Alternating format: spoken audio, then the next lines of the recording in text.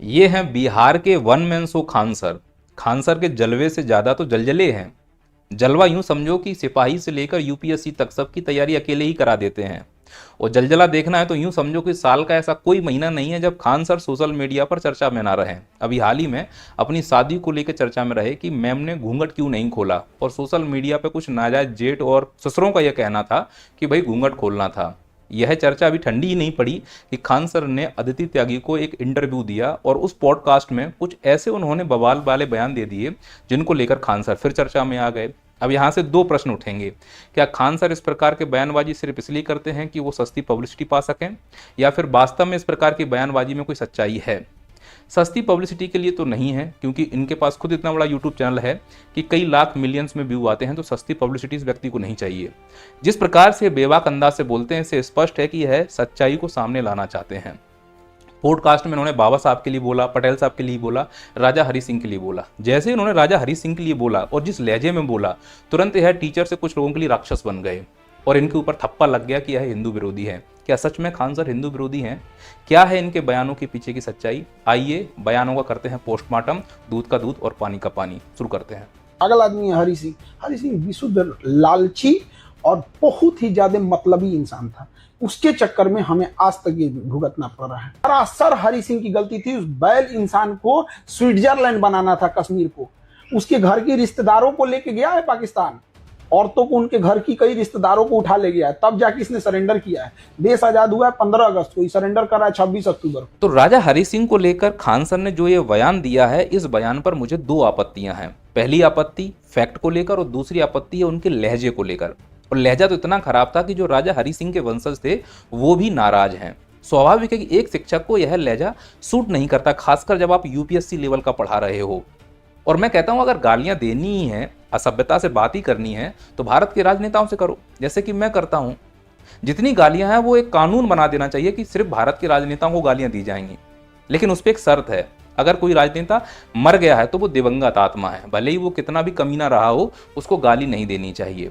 और राजा हरि सिंह ना तो राजनेता थे, वो एक राजा थे, दिवंगत आत्मा थे। उनके लिए इस प्रकार के शब्दों का प्रयोग करना निश्चित तौर पर इतिहास की समझ कम है, यह दर्शाता है। तो सर क्या इसका मतलब ये हुआ कि राजा हरि सिंह के बारे में खान सर ने जो फैक्ट दिए हैं वो पूरी तरह से गलत हैं? बिल्कुल नहीं। दिए गए फैक्ट पूरी तरह से गलत नहीं है, लेकिन पूरी तरह से सही भी नहीं है। खान सर ने जो जो फैक्ट दिए हैं, आइए एक एक करके बात करते हैं। खान सर ने यह कहा कि हरि सिंह ने आज़ादी के लगभग 2-2.5 महीने बाद सिग्नेचर किए थे, जो कि सही बात है कि इंस्ट्रूमेंट ऑफ एक्सेशन पर अक्टूबर महीने में साइन हुए। फिर वो कहते हैं देरी से सिग्नेचर इसलिए किए क्योंकि हरि सिंह स्वार्थी और लालची था। यहां पर डिबेट हो सकती है। देरी से सिग्नेचर हो सकता है मजबूरी की वजह से हुए हों, पर हम सीधे कहते हैं कि लालच की वजह से हुए, तो कहीं ना कहीं शिक्षा जगत में यह एक धब्बा हो जाएगा। पहले लालच की बात देखते हैं कि हरि सिंह का क्या लालच रहा होगा। हुआ कुछ यूं कि जब अंग्रेज गए तो अंग्रेजों ने कहा कि जो रियासतें थीं भारत की, वो चाहे तो पाकिस्तान में मिल सकती हैं, चाहे तो भारत के साथ रह सकती हैं, लेकिन तीसरा कोई विकल्प नहीं है। राजा हरि सिंह ने, जो कि हिंदू राजा था लेकिन उनकी प्रजा जो मुस्लिम थी, उन्होंने यह निर्णय लिया कि ना हम पाकिस्तान जाएंगे ना हिंदुस्तान जाएंगे। अब प्रजा चाह रही है कि पाकिस्तान के साथ जाया जाए। उन्होंने कहा कि हम स्वतंत्र रहेंगे। यहाँ पे उनका लालच और स्वार्थ दिख रहा है। इस एंगल के जरिए से देखा जाए तो निश्चित रूप से हरि सिंह एक लालची व्यक्ति दिखते हैं, और यही बात खान सर ने बोली है। इसको लेकर उनका विरोध हो रहा है कि वो हिंदू विरोधी हैं। यह एक तथ्य हो सकता है, लेकिन केवल यही एक तथ्य नहीं हो सकता। दूसरा एंगल भी देखना होगा। हमें ये देखना होगा कि जो जम्मू कश्मीर उस समय रियासत रही होगी, उसकी जो प्रजा मुस्लिम है, राजा हिंदू है, प्रजा चाहती है कि पाकिस्तान के साथ जाया जाए, तो राजा अगर इंस्ट्रूमेंट पर सिग्नेचर करती है तो राजा पहले अपनी सेफ्टी चाहेगा। मजबूरी है राजा की कि अगर सरकार उनको पहले सेफ्टी प्रोवाइड करवा दे तो निश्चित तौर पर बड़ी आसानी से सिग्नेचर हो सकते थे। तो यह एंगल भी तो देखा जा सकता है कि शायद राजा उस समय जनता की बातों को लेकर, जनता के प्रेशर को लेकर मजबूर रहा हो।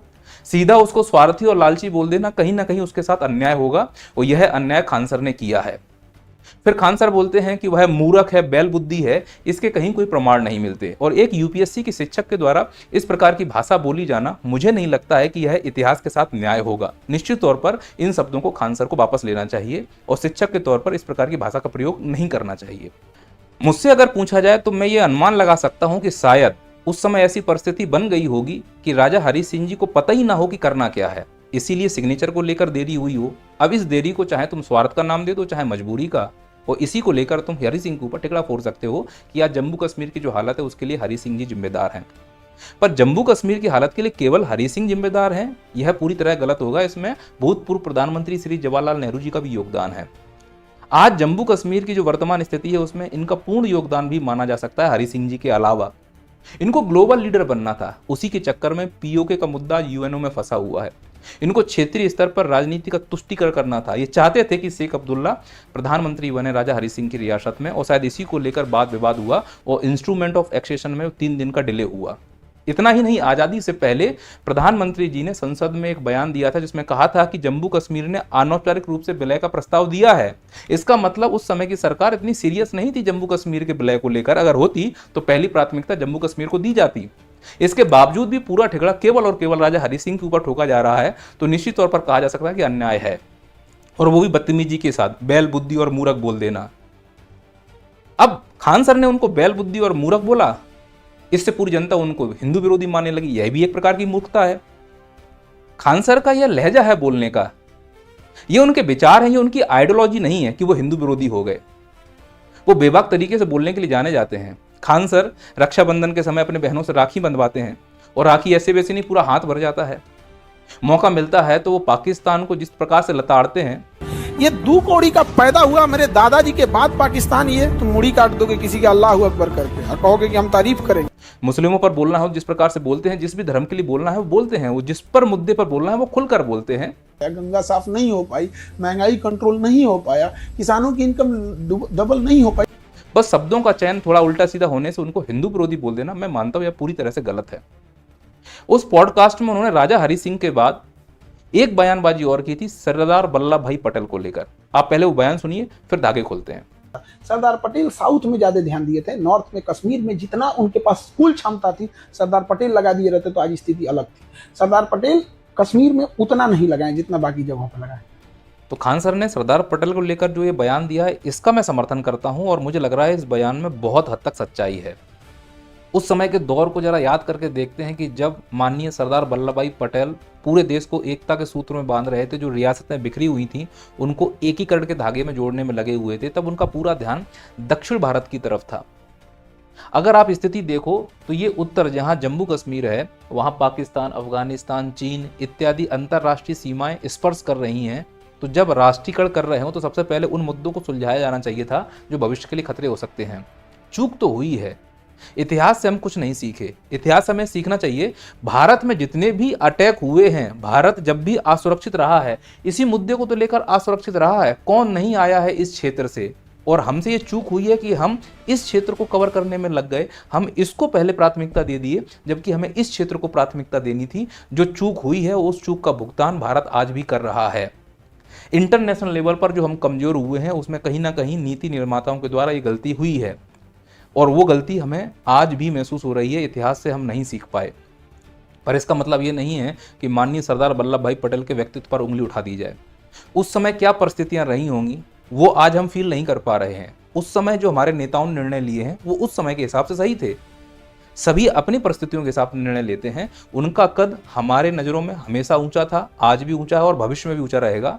आज जो भारत हम एकता के बंधन में बंधा हुआ देखते हैं वो इन्हीं महान आत्माओं की वजह से है। लेकिन फिर भी खान सर ने जो बोला है मैं उस बात का समर्थन करता हूं कि हमसे चूक तो हुई है कि हम उत्तर में उतना प्रबंध नहीं कर पाए जितना हम दक्षिण भारत में किया। फिर उन्होंने इंटरव्यू में बाबा साहब अम्बेडकर को लेकर उन्होंने कुछ बोला।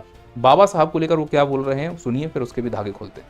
अगर अंबेडकर साहब प्रधानमंत्री होते तो देश कुछ और होता। आप ऑप्शन रखते हैं नेहरू और सरदार पटेल। नेहरू और सरदार पटेल से ज्यादा योग्य थे हमारे अंबेडकर साहब। बिल्कुल, खान सर के इस बयान से तो भारत का हर एक बच्चा सहमत होगा कि बाबा साहब की जो योग्यताएं थी, बाबा साहब की जो डिग्रियां थी, उस समय किसी भी भारतीय के पास ना तो इतनी डिग्रियां थी ना तो इतनी योग्यताएं थी। ये बात सही है। लेकिन जब तुलनात्मक रूप से देखते हैं, पटेल साहब से तुलना करते हैं, नेहरू जी से तुलना करते हैं, तो फिर योग्यताओं के पैमाने बदल जाते हैं। डिग्रियों की योग्यता होना और राजनीतिक योग्यता होना दो अलग बात हैं। जैसे आज राहुल गांधी जी के पास बहुत सारी डिग्रियां हैं लेकिन राजनीतिक योग्यताएं नहीं हैं, जबकि मोदी जी के पास राजनीतिक योग्यता ज़्यादा है। तो अगर योग्यताओं में डिफ्रेंसिएशन देखा जाए तो वर्तमान संदर्भ में भी देख सकते हो कि डिग्री और राजनीतिक योग्यता में अंतर होता है। तो इस हिसाब से बाबा साहब को पटेल साहब के साथ रखकर डिग्रियों के आधार पर देखेंगे तो निश्चित तौर पर बाबा साहब के पास बहुत डिग्रियां हैं, लेकिन पटेल साहब और नेहरू जी भी कम पढ़े लिखे नहीं थे। साहब अम्बेडकर वो शख्सियत थे जो चाहते तो जिस तरह पाकिस्तान अलग किया था उस तरह अलग कर दिए रहते। एक इशारे पे दलित उनको भगवान मानते थे, कर सकते थे, लेकिन उन्होंने देश प्रेम था इतना जिन्होंने नहीं किया। बिल्कुल सही बात है, वो सच्चे देशभक्त थे और उनकी देशभक्ति का प्रमाण है संविधान की किताब। जो उन्होंने किताब लिखी अपने साथियों के साथ मिलकर, वो आज हमारा जो विधान है हम उसकी कसम खाते हैं, हमारा देश उसके अनुसार चल रहा है। तो निश्चित तौर पर वो एक सच्चे देशभक्त थे, उनकी देशभक्ति पे कोई सवाल नहीं उठाया जा सकता। अलग क्षेत्र दलितों को दिया था, जिस तरह 1909 में मुसलमानों को अलग क्षेत्र दिया था उस तरह दलितों को दिया था। भीमराव अम्बेडकर साहब जिन्होंने अस्वीकार कर दिया था, उन्होंने कहा कि मुझे अलग क्षेत्र नहीं, मुझे आरक्षण चाहिए, मैं दलितों को अलग नहीं बल्कि उत्थान करना चाहता हूं। अब खान सर के इस बयान से थोड़ा सा मैं डिफर करूंगा और इसमें फैक्चुअल करेक्शन करना चाहूंगा। अलग क्षेत्र की मांग करने का मतलब किसी जमीन के टुकड़े संबंधित नहीं है, बल्कि इलेक्टोरल रीजन संबंधित है, जैसा कि मुस्लिम लीग को मिला। ऐसे ही 80 के लिए उन्होंने मांग की थी, खुद अंबेडकर जी ने मांग की थी। आप उन्हीं के वॉइस से सुनिए। First of all, my contention was this, that for 5 years, you see, we live separately from the Hindus, with no kind of intercourse or intercommunication, you see, of a social or a spiritual sort.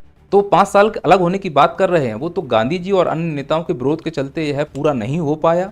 अब अच्छा हुआ या बुरा हुआ, इस पर एक अलग से विवाद हो सकता है, डिबेट हो सकती है, लेकिन अंत में जाके पूना पैक्ट हुआ और यह समझौता हुआ कि चुनाव जो होंगे उसमें सीटें आरक्षित कर दी जाएंगी। वो प्रोसेस अभी तक चलता आ रहा है। फिर इसी इंटरव्यू में खान सर ने एक बात और बोली थी कि प्रधानमंत्री बन जाते, चुनाव जीत जाते, अलग देश कर लेते। देखो, अगर अंबेडकर जी भारत के प्रधानमंत्री बनते या राष्ट्रपति बनते तो पूरे भारतवर्ष के लिए एक गौरव की बात होती कि इतना योग्य व्यक्ति हमारा मुखिया बना। लेकिन चुनाव जीत जाते, देश अलग कर लेते, ये आंकड़े अंबेडकर जी के पक्ष में नहीं दिखते। कैबिनेट चुनाव हुए थे, उसमें हार गए। फिर पहला आम चुनाव हुए, उसमें हार गए। दोनों बार मुंबई से लड़े और दोनों बार हारे और उन्हीं के दलित नेता ने उनको हराया। तो इससे समझ में आ रहा है कि राजनीतिक पकड़ उतनी मजबूत नहीं रही शायद।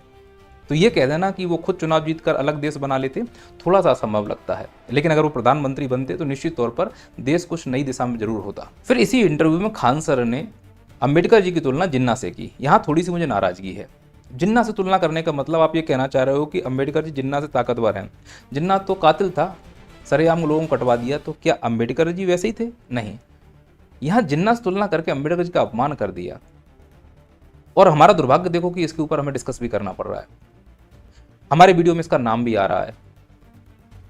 तुलना करनी है, महात्मा गांधी से करो, सुभाष चंद्र बोस से कर दो, सरदार वल्लभ भाई पटेल से कर दो, नेहरू जी से कर दो।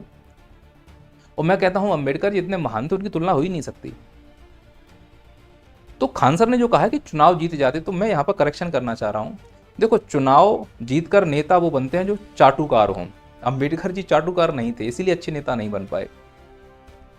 नेता वो बनता है जो नीचे चमचे जोड़ता हो। ना तो वो खुद चमचे थे, ना दूसरों को जोड़ने की इच्छा रखते थे। स्पष्टवादी व्यक्ति थे, और जो वादी स्पष्टवादी होते वो नेता नहीं बनते। इसीलिए शायद वो अच्छे नेता नहीं बन पाए। अच्छे व्यक्तित्व थे, ज्ञानी व्यक्तित्व थे, देशभक्त थे। उन्होंने जो संविधान लिखा अपने साथियों के साथ मिलकर, वो निश्चित तौर पर ऐसी किताब है कि हमारे पूरे देश को संचालित करने में बहुत हेल्प कर रही है। तो खान सर ने जो अंबेडकर जी को लेकर बोला है उसमें थोड़ा सा मुझे अतिशयोक्ति लग रहा है। अतिशयोक्ति इस हिसाब से कि अन्य जो और बड़े बड़े नेता थे उनका यहाँ पे थोड़ा सा कमतर होते हुए दिख रही हैं चीज़ें। वैसा नहीं करना है। अंबेडकर जी थे, पटेल साहब थे, नेहरू जी थे। सब महान थे, सबकी अपनी अपनी विशिष्टताएं थीं। जो अंबेडकर जी कर पाए वो नेहरू जी नहीं कर सकते थे, और जो नेहरू जी कर पाए वो अंबेडकर जी नहीं कर सकते थे। इसीलिए तुलनात्मक रूप से यहाँ पर सभी महान आत्माओं को एक साथ रखना, मुझे लग रहा है ऊपर उनकी आत्माएं देख रही होंगी, एक दूसरे से कह रही होंगी क्या मूर्खता चल रही है इस देश में। हमने आपस में रहते हुए एक दूसरे को नीचे नहीं दिखाया, और हमें मानने वाले एक दूसरे को नीचे दिखा रहे। तो ये समझने की जरूरत है कि इस प्रकार की डिबेट उनकी आत्माओं को दुखाता होगा। वो देश जिस हालत में छोड़ गए, हमें उसी हालत में देश को रखना है। बाकी सम्मान है खान सर का। और खान सर को जो हिंदू विरोधी बोल रहे हैं, मैं उनको भी एक टूक जवाब देना चाह रहा हूँ कि खान सर को पहले समझने का प्रयास करो। थोड़े से बड़बोले टाइप के हैं, मैं मानता हूँ, अनाप शनाप बोल देते हैं, शब्दों पर चयन बड़ा अजीब सा होता है उनका।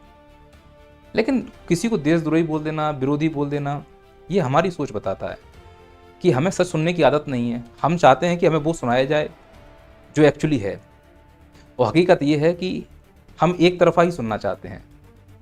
हमारे अंदर दोनों आंख खोलकर सच्चाई देखने की क्षमता नहीं है। मैं तो कहता हूँ जो सच है वो सच है, जो सच नहीं है वो सच नहीं है। अब झूठ को सच बनाने के लिए हम क्यों लड़ रहे हैं? और इसके अलावा एक सच्चाई और है जो आप में से अधिकांश बच्चे शायद नहीं समझ पा रहे हैं। मैं विशुद्ध रूप से एक शिक्षक हूँ। मैं ज्योग्राफी और इकोनॉमिक्स की क्लासेस लेता हूँ।